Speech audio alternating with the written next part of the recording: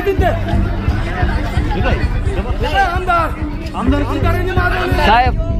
साहेब साहेब गाडी साईडला लावा, तुमच्या गाडीचं नुकसान होईल. पोलिसांवर हल्ला करणाऱ्याच्या मागचा आका कोण?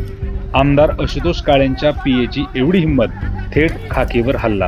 कोपरगाव शहरात मोहनीराज नगर येथे निमगावकडे जाणाऱ्या ब्रेझा गाडीला अडवून त्यातील प्रवाशांना मारहाण करत गाडी फोडण्याचा प्रताप कोपरगावचे आमदार असणाऱ्या आशुतोष काळे यांच्या पीएने केला आहे.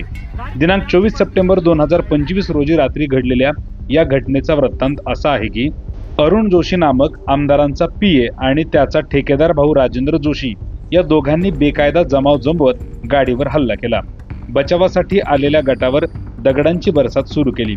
रॉड, तलवारी, दांडके यांसह विविध प्रकारचा हल्ला जोशी आणि त्यांच्या टोळीने केला. वातावरण शांत करायला पोलीस आले, पण टोळक्याने पोलिसांवर सुद्धा दगडांचा हल्ला करून 2 पोलिसांना जखमी केले.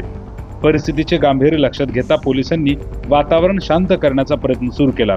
मात्र अरुण जोशी हा व्यक्ती पोलिसांच्या अंगावर धावून जात त्यांच्याशी हुज्जत घालत होता. आमदारांच्या पीएचे हे गुंडाराज पाहून कोपरगाव शहरात कायदा व सुव्यवस्था आहे की नाही असा प्रश्न सर्वसामान्यांना पडत आहे. जनतेला वेठीस व प्रशासनाला वेठीस धरून कोपरगाव शहरात अनेक गुन्हेगारी घटना घडत असल्याचे पाहायला मिळते. कधी गोळीबार तर कधी चाकूचे वार अशा बातम्या नेहमीच ऐकायला मिळतात.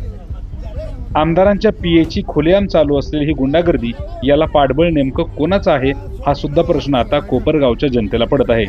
वेळेत अशा प्रवृत्तीला पायबंद घातला नाही तर सामान्य जनता कायमच भीतीमध्ये जगेल.